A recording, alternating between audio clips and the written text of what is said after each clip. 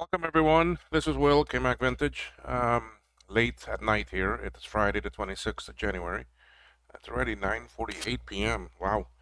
Anyway, um, as you know from the previous videos, I've been working on this Macintosh II board, and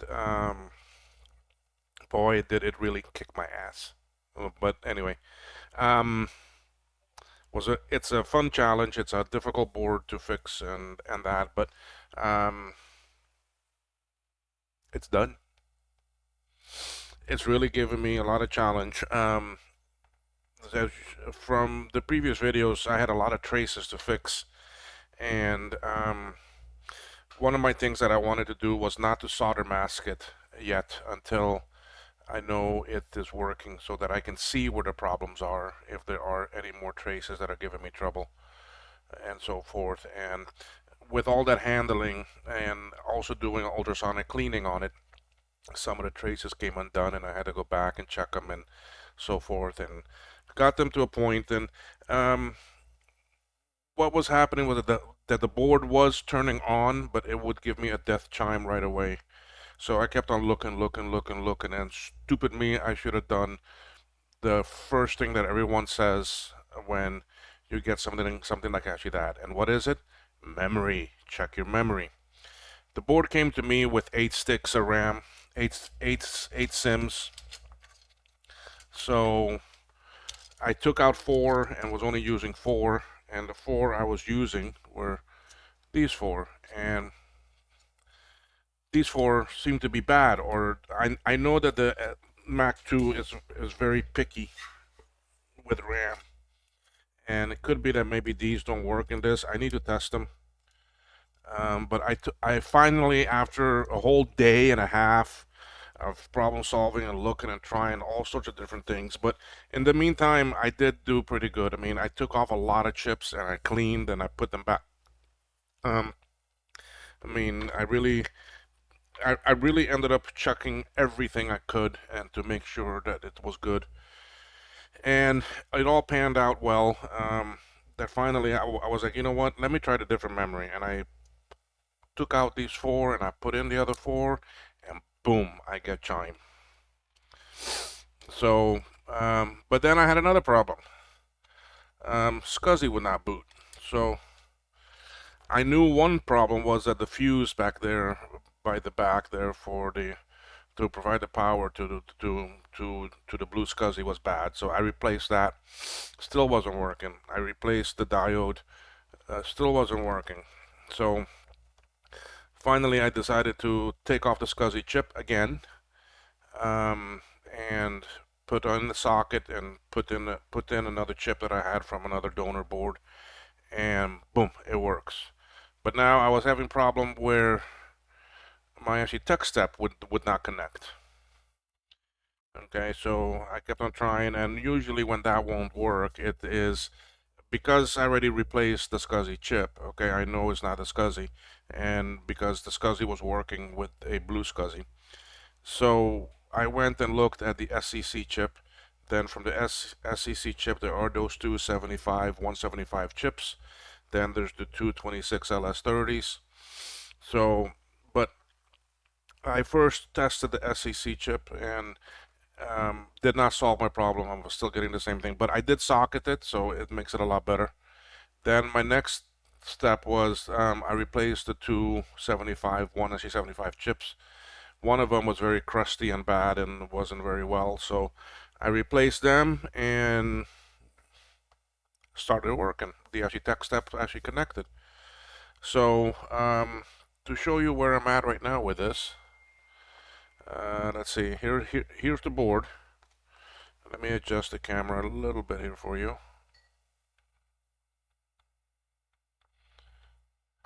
So now you can see my trace damage repair was all in this area here because of the two batteries. So not really much up here, but more down here, some over here, lots over here, okay, and a couple over here. So I still need to solder mask it all and so forth. But if we do the actually turn on trick,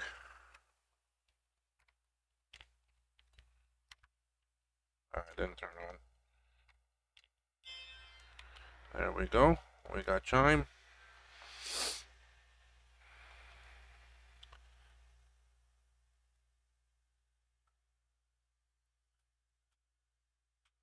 I'll go up a little bit for you to see the blue lights. That's gonna start blinking.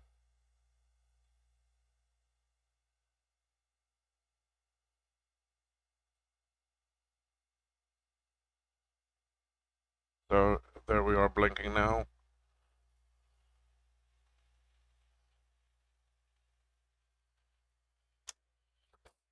And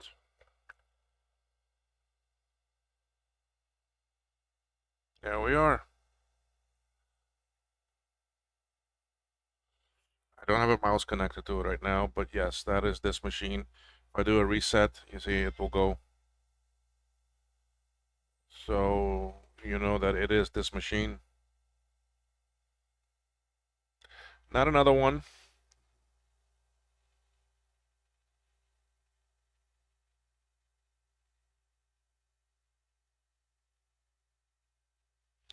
And there we are. So I'm very happy that Scott's machine that was practically dead. We weren't sure if this was ever going to live again because it did have a serious amount of trace damage. Um, I'm very happy with it. Um, I have not tested internal SCSI yet, so um, let's go do that. I'm gonna take off this SCSI. I'm gonna borrow this card. Let me drop that in here.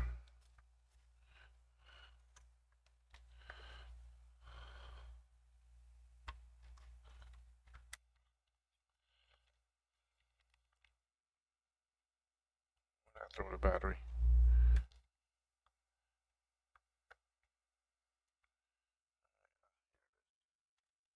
It's the way that you trick one of these to actually start is by shorting a battery to ground over here.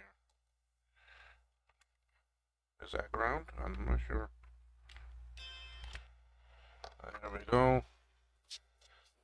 This is internal blue SCSI now. This is even a Wi-Fi one, but I don't have the Wi-Fi enabled on this image.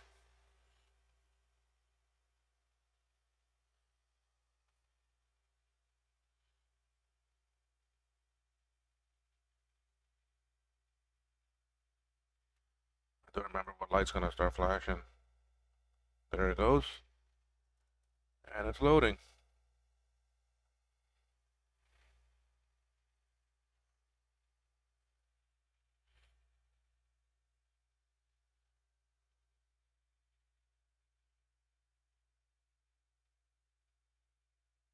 Yep, we're in. So internal SCSI is working. Earlier, before I went and test and replaced the SCSI, I did use my floppy emu to actually boot up with it, and so I knew the board was working and so forth. That my issue was just related to the SCSI. And as you can see, I put the SCSI and the SCC now into sockets, and these are the two 75 175s that are replaced. You know, looking at this board, no, and knowing how much I do SE30s, this board has so much stuff on it that the SE30 uses. Okay, uh, the two 75 175s, the 26 LS30s, the ADB, the SEC, two SUVs, the SCSI, the actually RTC chip. Okay, those are all the same. All right, these two over here are for the power circuitry, which is the same as what the L2CI uses, and some other ones. Let's come to over here, a glue chip. Okay, this is the same one that is used by the actually SC30. All right, the F2 actually 58 chips. All of these actually resistor packs here. Okay, this is a F240. This is used by the SC30 also. This one. The two actually Sony chips right here. These are used by the SC30. Okay, so you do have a lot of chips here. This is the Apple Sound chip. It's the same one. Okay, you've got some more actually F240s here that are being used. You got some more actually resistor packs. These are all for the actually new bus, and this is for the new bus that are not used by the SE30. But there's so much on here that the SE30 uses. Okay, even these two actually these same actually resistor packs here in the back. Okay, although the SE30 has actually three of them, there are two of them here.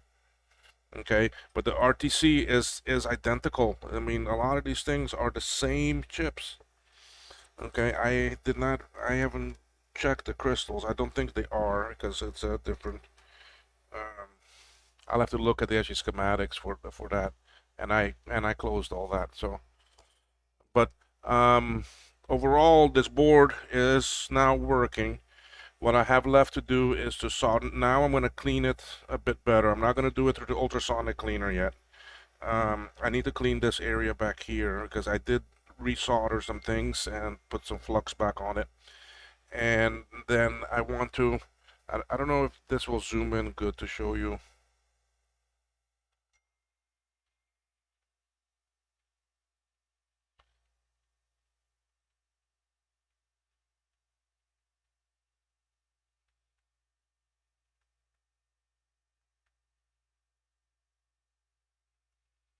So you can see a lot of the trace areas here that I fixed.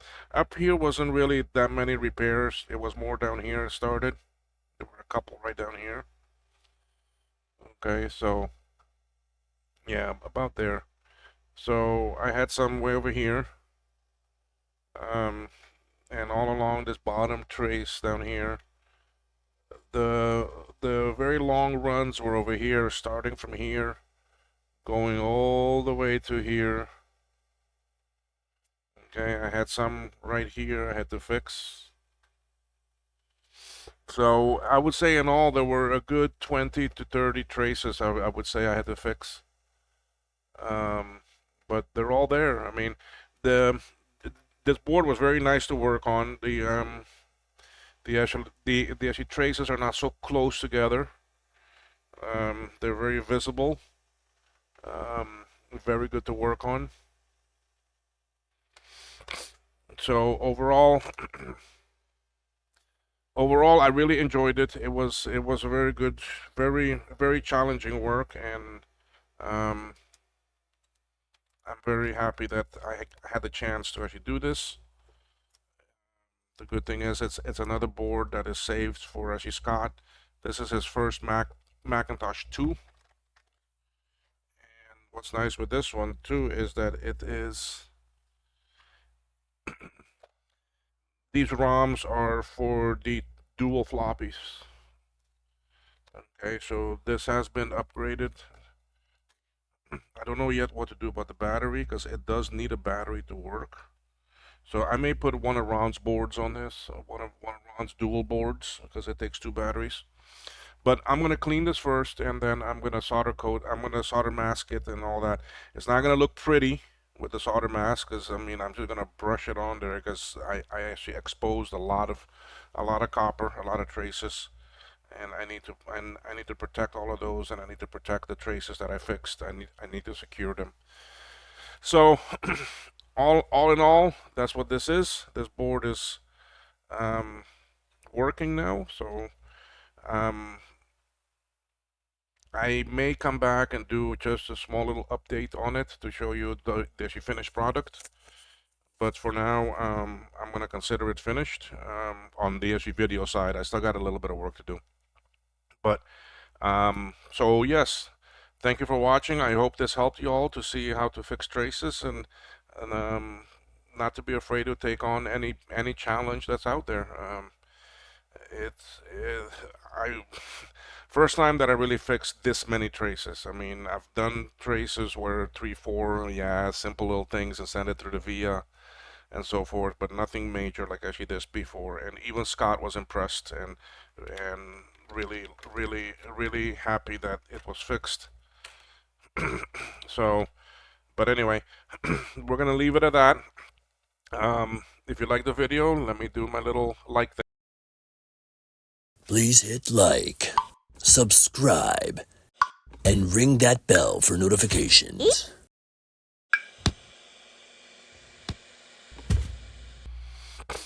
So I have to thank Mark for actually making that for me. I'm not very artistic with those things and that and making that, so he made a very very nice screen there for me. Very well, a very nice video there for me. So and anyway, so this is the whole board. So very very nice, pretty board. I'm very happy with it. So y'all can find me kmacvintage.com. Go there, look at the shop. There's some nice things on there. I do have a box sitting here behind me with a bunch of more stuff in it that I need to ship out to Jake, but I'm waiting for some things to arrive for me to finish building the adapter, and then I can send it to him. Hopefully, I will get those tomorrow. Um, Shop.kmacvintage.com is also available. There you can find merchandise. You can find t-shirts and mouse pads and cups and mugs and so forth. That's a new thing of ours. So those are printed and made as they're ordered. So please give 5 to 7 days before they ship and so forth. So anyway, and KMac Vintage on X and on Blue Sky. So if y'all like the video, do your thumbs up for me and leave me comments in that and see. But yes, Macintosh 2 for Reggie Scott is completed. So thank you so much for watching, y'all. Have a great day. Bye bye.